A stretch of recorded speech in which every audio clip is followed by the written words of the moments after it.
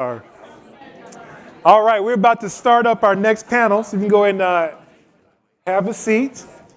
Now, one thing that, I don't know if you've noticed this or not, one thing I like to do with events like this is just jump into the experience.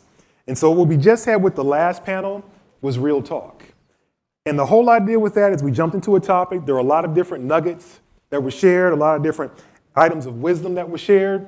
And that's the whole idea, is to show up with as much of yourself as possible so that we can have really good mutual learning, interactive exchanges, things like that.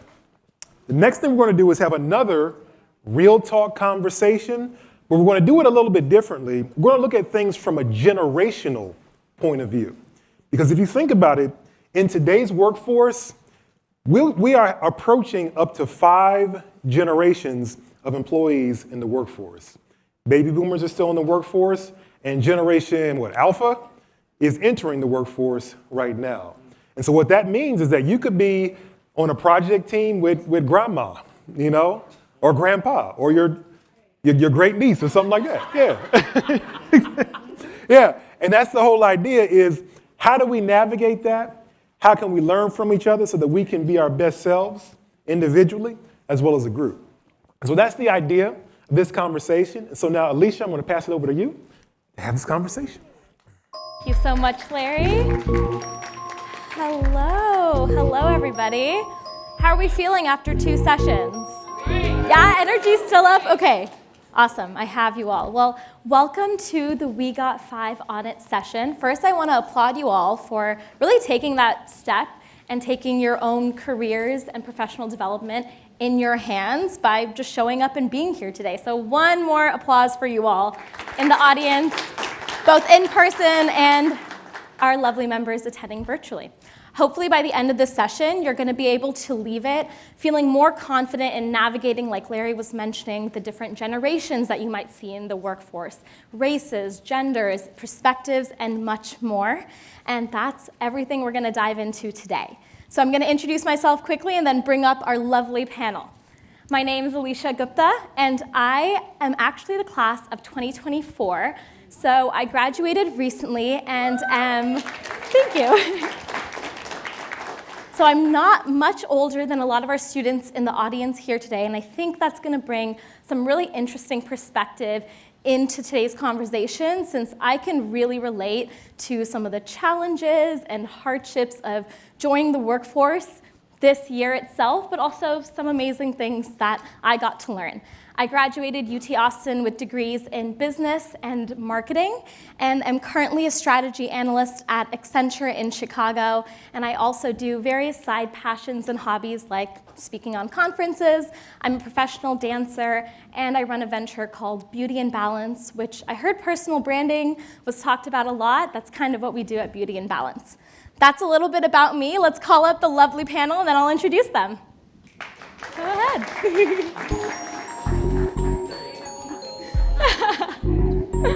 All right, as they get seated, today we have Dr. Stephen Peters, who's a former basketball star at Hampton University, respected educator, author, and school turnaround expert. We have Lourdes Orive, a veteran in tech with experience leading teams at Twitch, Microsoft, Apple, who's also passionate about using technology to deepen human connection and fostering inclusive cultures. We have Megan Henshall, an experienced designer whose work sits at the intersection of design, human needs, and culture. Megan leads partnership strategy engagement for workplace and user experience at Google, and is the founder of the New Project. We have Suzanne French, the Director of Support Operations Search in Mountain View, California, bringing over 35 years of contact center leadership experience. And finally, David Moody, the founder of one of the largest African-American-owned construction companies in the United States, completing over $3 billion of projects while empowering future leaders through scholarships and community service. Let's welcome them here today.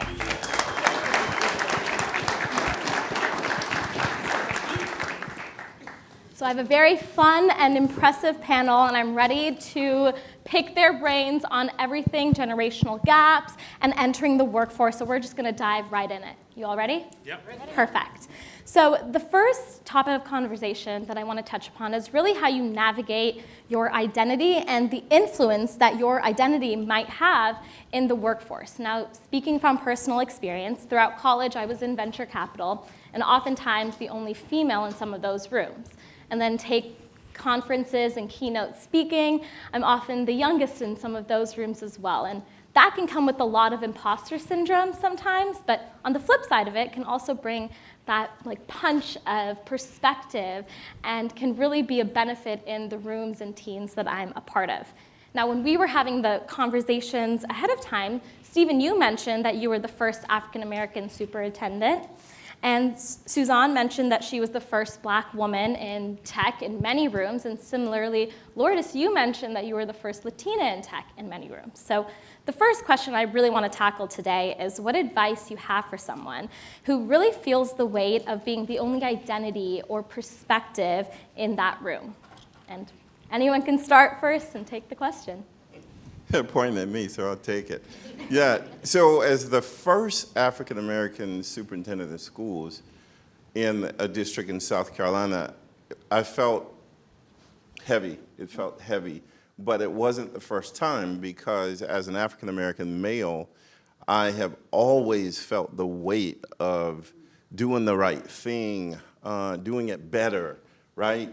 My father, who passed away at 98 last year, still trying to do push-ups, always said, if you're on time, you're late, right? And so my friends would be like, well, we've got all day. And I was like, no, we don't, right? So I would show up 30 minutes before time. I would prepare more because he always taught me that to get ready for something is too late. You have to be ready and you have to stay ready. So I've always felt that weight.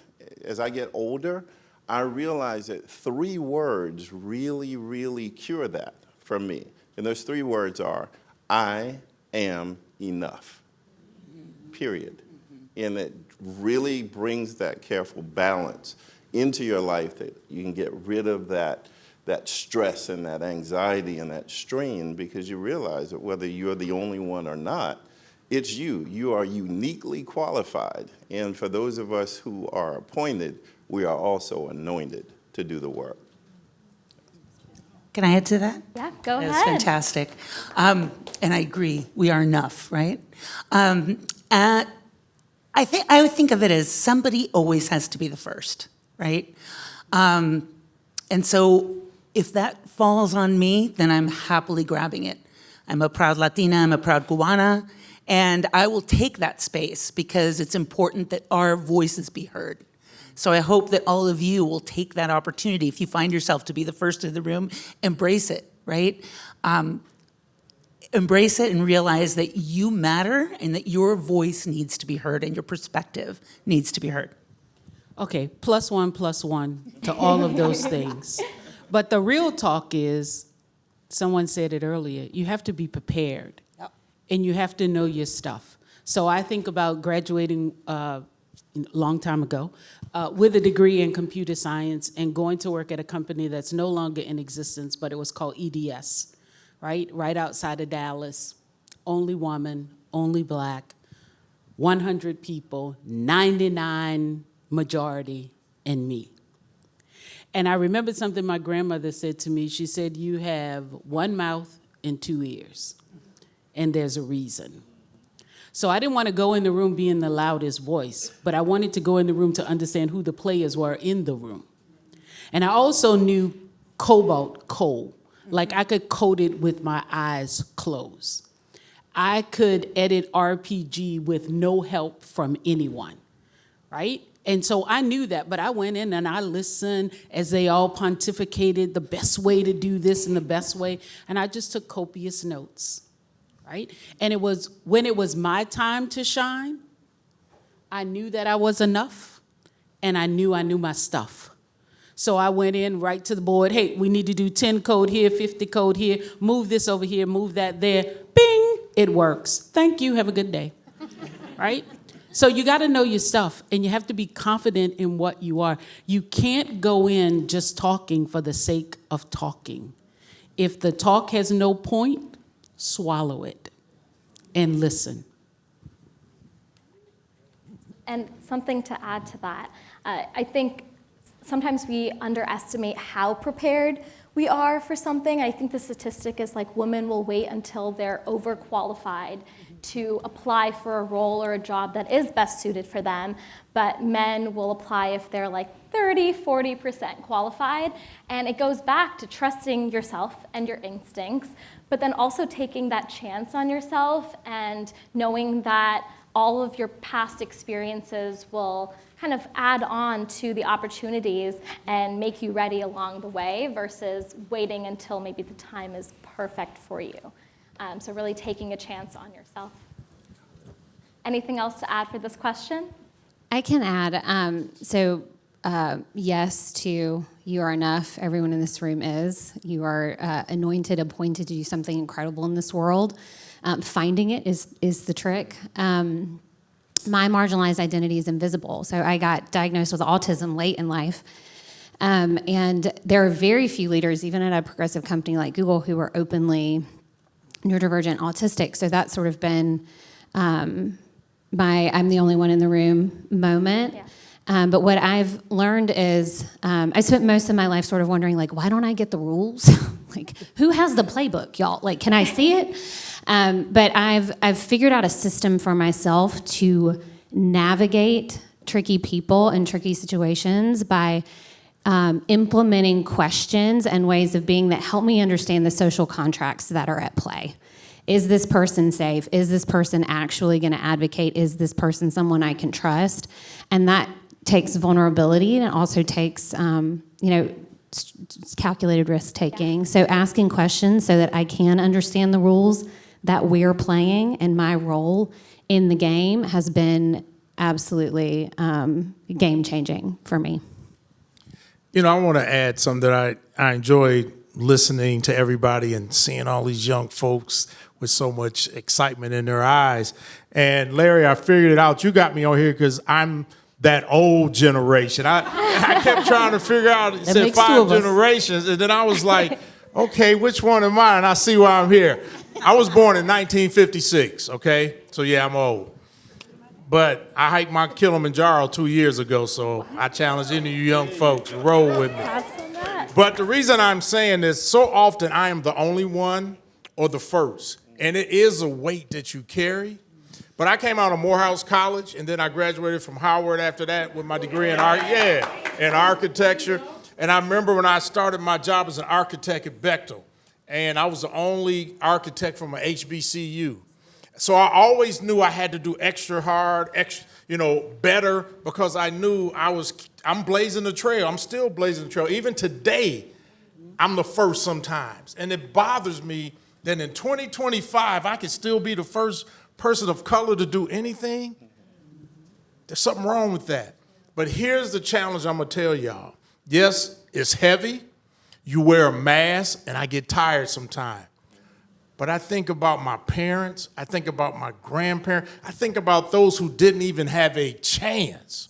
And that's where I get my energy. So I want to make sure you take all that you're hearing and you do something good with it. Because here's the thing I want you to remember. We are all created to be incredible. It's here in our heart and our mind. When I hiked Mount Kilimanjaro, my mind quit before my body did. But I made all 8 days. But there were days when I was like, why are you doing this? You don't have to do this. It doesn't matter. No, seriously. And that's when I realized there's a difference between pain and discomfort. I was never in pain because I had trained for a year. I was just in discomfort at times because of the high altitude and the snow and different stuff. But I finished it because I said, yes, I could quit and nobody would know. I would know because I just would have gave up. So what I'm trying to tell you, it's going to get tough, but you're all much stronger than you realize. You get up and you keep going and don't you quit. Because I was just sitting here and I text my kids, they're adults, 38 and 40, And I said, Dad, your dad lives the most incredible life. I was born in 1956. In the 60s, I was a teenager. I watched the civil rights stuff. I used to go to Louisiana to visit my grandparents, and we could not stop in certain places. We drove from Chicago to Louisiana nonstop because we didn't want to stop and spend the night in certain places. So I'm telling you, you can live an incredible life if you will not give up. You need to record affirmations for Spotify. You need a playlist. That was amazing. And I have a story. I promise I'll tie it back. But I'm watching a documentary on the Tour de France. And it's essentially this humongous cycling race that goes all throughout Europe. And half of the documentary is not about the actual sport itself. It's about the mental endurance that the riders have to face in order to complete the stages, which are the races per day. And I think that just goes to show that that is that mental loop that can either work to our advantage and help us succeed and really own the places and identities that we represent, or could also be the hindrance. So how do you prepare yourself for those mental challenges? Something that helps me is finding the intersection between what my interests are and what my strengths are. So if I'm really interested, I'm really passionate about something, that's going to have that initial drive. It's going to get me into the room. But then if I can really look deep and reflect on, based on that interest, what places do I excel in and what are my weaknesses, then that combination is what helps me with the preparedness. And for a lot of youth entering the workforce, that strength could be technology, for example.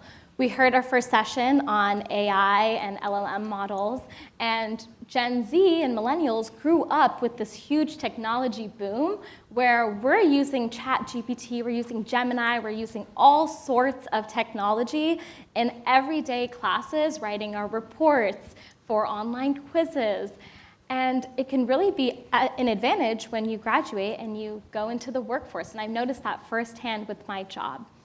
But that does need to be communicated to those you are working with, because there could be that disparity in knowledge. So I want to transition to asking you all, how have you seen that generational difference in technology or maybe other strengths really shape the approaches in work, in career building, and in team building altogether?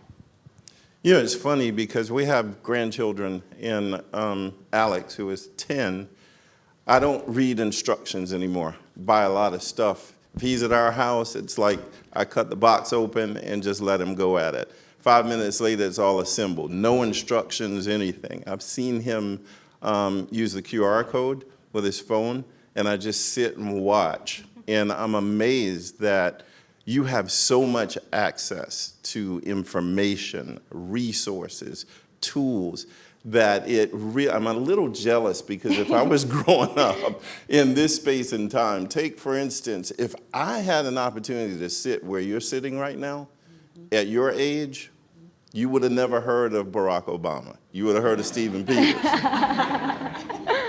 Because this is empowering, this is information, right? I wrote the books in your packets. Do you know enough about me to teach me? Leadership Transformation from A to Z. And in writing those books, I talked to hundreds of young people, just gaining perspective in terms of what you're thinking about, how you're feeling, what your anxieties are, what your fears are. And what I've come to realize is we spend an enormous amount of time trying to help you become successful, but we fail in helping you respond when you're not. Yes. I'm going to repeat that. We spend an enormous amount of time trying to help you navigate the space of becoming successful, but we fail to spend enough time helping you understand and navigate the space when you're not successful, right? Because for me, my life was mapped. I was going to be in the NBA. Before Steph Curry, there was Stephen Peters, right? And so 48 hours before the NBA draft, I went to Hampton University. Howard people. Y'all real quiet now. Yeah. So when I went to Hampton, I went in on a basketball scholarship. 4 years, I figured I'd be in the NBA, right? My roommate, who was Larry's size, well, actually, he was 3 inches taller than Larry. His dream and aspiration was to be a high school principal. Mine was to be an NBA superstar. Somebody got us confused because he went to the NBA and I became the high school principal, right? But when things don't work out, right, that was a blessing for me not to make it in the NBA. Because if I could go back and choose, I would choose my life, the life that I am living right now. All those spaces of thousands of children who I've empowered and mentored and coached, and to land on this stage today to share my story, to be transparent, to be authentic, being the person that I am. It helps me to go back to those 3 words: I am enough.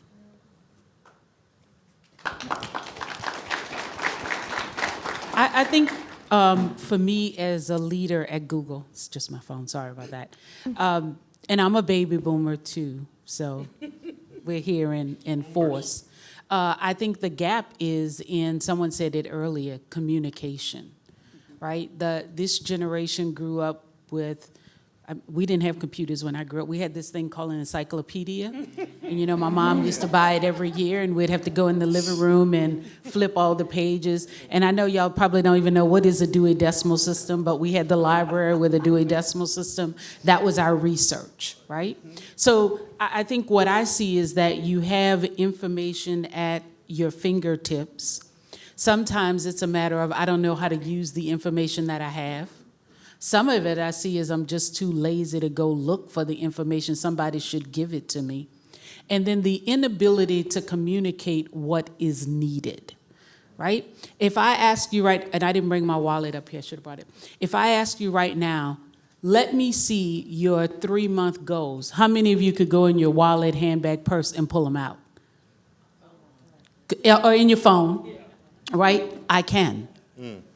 And I think that's some of the difference. Like, I know where I want my life to go. I know how I want it to go. I have these core values. And then when I try and communicate sometimes with the younger generation, I'm blocked by language, right? Like, I need a full sentence. I need a subject. I need a noun. I need a verb. I don't need, you know what I'm saying? No, I don't know, because I don't think we said anything yet, or else I'm confused, right? And I'm from New Orleans, so I think I'm kind of hip, right? I'm like, I'm bowdy. But sometimes I'm like, I'm so confused in this conversation. Like let's come back, right? So what I would encourage you to do is, as you're preparing, I like to call it, I'm old, I told you that. I like to call it an elevator speech. So in your phone every morning, take 5 minutes. If you ran into Barack Obama today in the elevator, what would you say to him? And have that elevator speech every day in case you run into somebody that you want to see. I think about, like, if I'm at work and I run into Sundar, I have my 3 things that I want to say to him, right? I know, and sometimes 1 becomes 2 and 2 becomes 3, but I know what I'm going to say.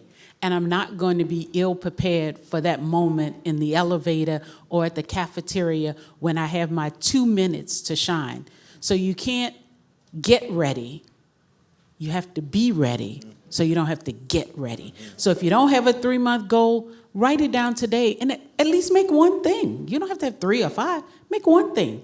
Like, in the next 90 days, I want to do Y. And then do that, because that sets you up for believing I am enough. I know where I want to go. I'm helping myself get there. +1, absolutely. And and Gen X here, as usual, they forget about us every time. They clump us in with the boomers. Hey, we started off in the world of libraries and Dewey Decimal Systems, and then we had the internet first, so we're kind of in between. I want to go back to something Dr. Peter said, which I thought was really interesting, about being prepared for the times when you fail. And I think that that's so important, because I think that the younger generations, the newer generations, you've spent a lot of time focusing on your strengths. What are you good at? And I think that that's so important to know. But it's really important to know where you're not good. Because if someone comes to me as a manager, I am fortunate enough, privileged enough to manage a lot of teams in my career. And the thing that I love is when somebody is self-aware, more than anything else, because you can't teach that, right? Or at least not in the traditional way. But if you can be self-aware and you know, hey, this is the area where when I've tried this, it hasn't gone as well, right? That is so valuable to me as a manager because then I know where I can help you. And it's my job to help you and develop you and help you grow. So having self-awareness and understanding where do I need to continue to lean in, that becomes so important because that's where success happens. The transformative moments come when you don't knock it out of the park, when you strike out. But then you'll understand where the opportunities are. So because I'm in workplace experience and I've spent my entire career in experience design, I spend a lot of time thinking about this. Like, what do different people need? What do different lived experiences, how does that shape how we interact with a thing, whether that be a product or a place or other people? And we've done some really interesting research in the last couple of years. I'm also a millennial, so recovering people pleaser, which will very much come through in what I'm about to say. But we hired a company out of Canada called Value Graphics, and they're trying to get people to move away from talking about generational differences and demographics and anchor to what creates shared consciousness across all of humanity. Really interesting work. But they found in their research, close to 2 million surveys, every country you can imagine. It's been translated into a bunch of languages. There are only 56 things that separate us based on our value system as human beings. So I think that is fun and interesting. I think, all of the sort of generations that are sitting on the stage probably have a lot more in common than we do differences. I think what separates us is context. You've heard a lot about the context of growing up as a boomer, the context of growing up as a millennial, who's sort of that bridge, right? But there's a lot more that connects us. And I think what inspires me about the next generation is that you guys are saying no to a lot of the things that we never felt empowered to say no to, even though it makes no freaking sense, right? Like, I was listening in on a Gen Z council call. We do have a Gen Z council here at Google that we consult for product development. And this incredible guy who started a media conglomerate at 22 in the UK. I was like, wow, I'm a real slacker. He said, listen, we would rather move on than move up. If moving up means that we don't have dignity, we're not respected, and we don't feel valued, uninterested. And I think we're seeing that play out in the workplace right now. So there's so much about the next generation that gives me hope and inspires me to show up differently. I think the thing that concerns me is maybe we're losing a bit of the humanity, the humanities, right? Being able to be a really amazing storyteller like our grandparents were, right, in their living room. Being able to connect one-to-one, emotional intelligence, some of that stuff that as we get more and more integrated with technology and we're spending more time on our screens, we just don't have as much time together, in person. So that's the sort of stuff that employers say they're looking for the most. Yep. It's the hardest thing to teach. It's the hardest thing to find. So if I had advice, it would be to spend as much time in conversation with mentors and people that inspire you as you can, and hone those capabilities of being together and shared physical space and collaboration, because that, with AI, is absolutely the future. One thing I would recommend to the younger generation, don't be afraid to verbally communicate. You do so much by email and text that you're losing the art to how to talk to each other. Yep. Sometimes I'll tell some of my younger folks I've hired, hey, pick the phone up, and they just freeze. They freeze. I got to talk to them. You can solve so much with a phone call, because emails, it starts getting a little bit more tense because you misread something, And look, I've been married 42 years, so I know verbal communications. You understand? And I know I don't have no say-so. That's right. But I'm happy. That's right. And what's important, you also got to know, I heard somebody say something, my passion and love was architecture. That's all I wanted to do since I was a kid. I did the Lego building blocks, erector sets, and I started my career in architecture at Bechtel. And then my daddy always said, son, wherever they want you to go because you'll have a job. So they came down and said, hey, we need one of the architects to go to one of the nuclear power plant construction sites. I raised my hand. And when I got out there, that noise, the action, the hard hat, I said, Dave, this is you. And I made a pivot from architecture to construction. And the reason I tell you that, you got to know what you're good at doing. Just because it's your passion doesn't mean that's what you're best suited for. Yes. Your passion could be singing and music, but you can't sing. But you might be a great songwriter, a great producer.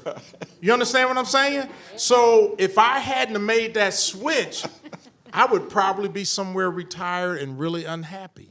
So be very careful. Don't be afraid to talk. Because one of the things, I was a quarterback in high school, then in college I was a quarterback, then they moved me to running back. But one of the things I had to learn was to communicate. Mm-hmm. You got to know how to communicate. Mm-hmm. And the other thing I want y'all to do is turn off stuff sometime. Yeah. Yeah. In 2017, I did an 8-day rafting trip down the Grand Canyon, and everything was turned off. And what I realized by the third day of that 8-day trip, I didn't want to reconnect. Because I realized how much negative noise we let in every day. So I'm going to challenge y'all because it'll kill y'all. I'll never forget when I took my daughter's phone one time. She was 13. She was like a crackhead trying to get crack with that phone. I'll never forget that. I finally gave it back to her because I can't deal with this crying and pressure. I couldn't handle it. Folks, when I went to school, we didn't have calculators yet in 1974. We used abacus. Yeah, y'all can laugh. And slide rulers. I'm trying seriously. You put a dime in the payphone. Yep. Gas was 30 cents a gallon. That's how old I am. We didn't have a car. But I knew how to communicate. I knew where I was headed. And the other thing, and I'm going to close with this. When I was coming along, we had an imagination because there was no internet. So I would lay on the grass sometime and look at the clouds, and I would create things. I would dream, what was it like to see this, or what was it like to do that? Technology, internet is awesome, but I think it also takes away our ability to have an imagination. What is something like? Yeah. So I want y'all to also start letting your creative imagination work more. And start seeing yourself. And the last thing, folks, I mean it. I remember being in college like it was yesterday. I went to Morehouse. I came from Michigan. I remember that like yesterday. I'll be 69 in May. Time is your greatest asset. Do not waste it. Do y'all hear me? Don't think you got a whole bunch of time. Now, you do, but it goes faster than you realize. So that means live. Do you hear me? Mm-hmm. Don't be afraid to go travel, go do stuff, go make mistakes. I wanted to be in the Peace Corps when I finished college because I wanted to go live overseas and try something. Even though I was grown, my mom and dad said, you're getting a job. You just want to keep playing. Yep. I wish I would have done that. So I always admire when I meet young folks who tell me they went to Europe or Africa and did stuff and just explored. I'm telling y'all, go do those things and enjoy life. Absolutely. That's awesome. There's so many great nuggets in that conversation. I want to highlight a few that stood out to me. First, we talked a lot about communication. My mom's in the audience. I'm going to call her out quickly, and hopefully she doesn't get mad at me afterwards. We were coming back from the airport, or coming to our hotel here in Atlanta from the airport, and we're pulling up Uber, and I'm like, let me just do it. I got it. Like, I do this all the time. I use Uber all the time. She's like, no, just teach me how to do it. Because if you can communicate and you can teach someone else, that's going to make both of you guys stronger in the team. So communication was number one. Second thing was managers. And really powerful managers will not only see your strengths, but they will highlight your weaknesses and help you walk through them. Some of my best managers, especially during my internship, were the ones who gave me constant feedback, but also let me run with my strengths. I was hosting AI learning sessions because they realized that I had more knowledge, but at the same time, she was teaching me through, this is how we do it, this is how we set up a PowerPoint in the workforce, things like that. So it's that balance of strengths and weaknesses. The third thing is balancing your profession with creativity. I am a huge, huge believer, and this is what we do at Beauty and Balance, that everyone has that creative spark in them, and it can actually help you tremendously if you tap into that creativity in your professional workplace. So I urge all of you out there to kind of tap into what that hidden passion is for you and then merge that with your strengths like we've talked about. And then finally, shared humanity. I think that was such a great point that Megan pointed out about it's not really about highlighting the differences of generational gaps or race or gender or perspective, but really finding that joint culture. And now, more than ever, younger generations are actually prioritizing culture in the workplace over other qualifications when they're looking for a job, even over pay and role. So that's going to be more and more important for employers and for just general teams to keep in mind. And with that, I do want to leave time for questions. So I want our panelists up here to maybe give me a word or a phrase that best defines to you what inclusive, collaborative, and innovative culture in the workforce means today. Maybe, Suzanne, we can start with you and just go down the line. One word. Phrase. Maybe Everyone. sentence. I think everyone. Everyone. Authenticity. Love. Humility is the new smart. Opportunity. I love it. Everyone took notes on those? Yeah. All right. Thank you so, so much. We're going to open the floor up for some questions. The conversation's not over yet, but let's get those hands raised. Having these mics, I feel like we should be a singer group up here. La la la la la. This is like Luther. Yeah, I mean, I'm feeling like we're gonna be hitting it. Woo, woo, woo. Hey there. My name is Tyler Marcus Powell. I'm the current president of Georgia State's Collegiate 100 chapter. I'm also on the e-board for Black in Tech, a student at Georgia State University majoring in computer science. So this question is for Mr. David Moody, Mr. Dr. Stephen Peters, and Miss Suzanne French. So conversing with my younger students that are inside of my organization, I found that a lot of them don't necessarily feel comfortable when they're inside of corporate settings. You guys have had a lot of experience being inside of rooms where you weren't necessarily, you were the first person that they may have seen that was of our color, right? So what notes do you guys have for code switching in those environments? What was the last part? Code switching. So, one, real quick, because of time, if you find that you are the smartest person in your circle, you need a new circle. We become what our environment is. Right? Just like this, when you leave here after these 3 days, you're going to leave here with energy. And that's what leadership is. Leadership is influence. It's influenced by energy. And so check your circle. Check your circle.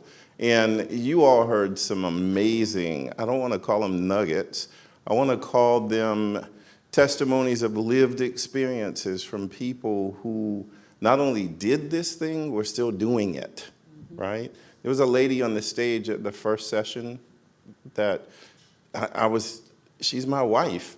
And I'm sitting out there taking pictures like, that's my wife right there. That's my wife. Because my dad said to me, man, she's smart, right? And she had her doctorate, PhD in biochemistry. And the reason I have my doctorate is because people were calling my house, our house, asking to speak to Dr. Peters. And I said to her, one day somebody's going to call here, and I'm going to answer the phone, and I'm going to say, which one would you like to speak to? Environment. Yep. Environment.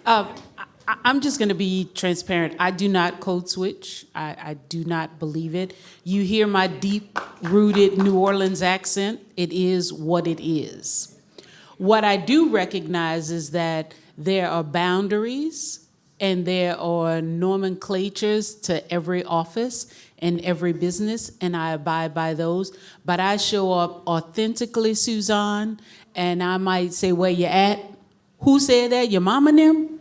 And then I will explain what that means for everyone in the room. But I don't have the the mental capacity to add code switching, knowledge, experience. I don't have it. What I do have is the ability to know, okay, I can't go out here cussing people, right? I can't go out here screaming and yelling at folks, right? So I know those boundaries, but it's my same voice, my same accent. I'm always prepared. I will make you laugh, and I do believe we can accomplish a lot by recognizing our differences and pulling together the strengths that we all have. So code switching is not a thing for me. And I'll add to that +1, I don't code switch either, but I'm exhausted often when it's over, a lot of times. But I walk in there like I'm just the man, even when I was just starting out, because I felt like if I showed any weakness or I wasn't prepared or wasn't ready, they'd run over me. But I would often leave exhausted. And back in the day, I had an afro. The only thing I hated was somebody wanted to touch my hair. Yeah. No, seriously, when people in high school or even in the workplace who had never been around somebody of color, they would just kind of look and try and figure out a way how to touch my hair sometime. And yeah, that's real.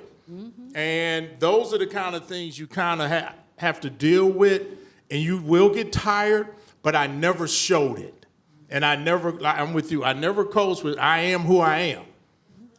And you just got to go get it. But also, if you're uncomfortable usually in those settings, you're usually uncomfortable in any setting. Yeah. Yeah, you don't kind of use that as an excuse, because some people just aren't comfortable in settings. Yes. And maybe, I just never worried about being the only person. I just never did. I didn't care. Because I said, this is my chance. Yeah. And just remember, our greatest growth does not happen when we're comfortable. Right. Yeah. Our greatest growth happens when we're uncomfortable. +1. We can do maybe one very quick question. Ooh, I think so. Hi, good afternoon. My name is Destiny Edwards, a sophomore marketing major and a Marriott Sorensen Center Scholar. And my question was about, we started the panel speaking about being the first, and that's something near and dear to me. And I said either you're not the first, but you're not the only one, but you're the first one. But the conversation made me think that if you don't take that opportunity, you're enabling the next one that has already been there. But I wanted to know when do you think it's right to create your own table versus take the seat at the existing table? That's a great question. I think I would create my own table for me if it was something I was passionate about, right? And I think about after George Floyd, I was really passionate about where we were as a country. And in the work group that I was in knowledge and information, we didn't have anyone doing anything. So I created a table.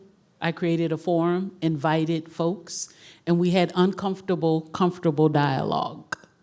And that moved into a lot of great work that we still do today. So I think about what is my passion, and then if there's not a seat or not a table, then I'll create it.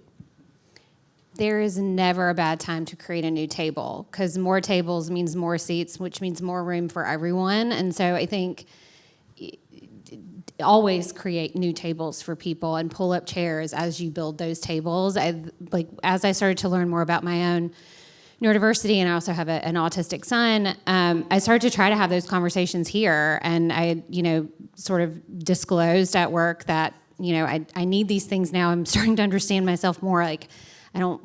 What are you talking about, right? And that's a dumb rule. All these things were happening, and nobody could speak that language. And so I think if you're in rooms where people aren't understanding what you're saying and they don't speak your same language, you're building a new way of being. You're building a new language. Go invite people to join you in that. I don't think there's ever harm in doing that, because the more languages we speak, the more shared understanding. And I think that's a beautiful thing everywhere. Awesome. I want to add a quick thing and say that you could also double dip. I would say it's always a great time to create a table, like Megan was saying. The more tables, the more seats, and bring people up with you and uplift them to those tables. But there's never a bad time to try, and all you can do is put your foot forward and try to be in an existing table.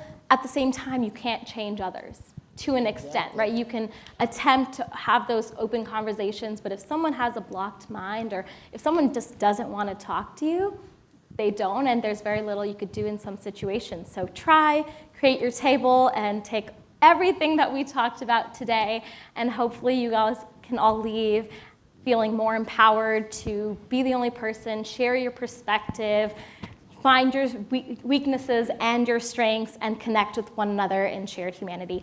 I did see other questions. I think we're going to have a break. So no, yes, maybe. You can connect with us all later for those questions, but let's just do one more big round of applause for the panel today. Thank you.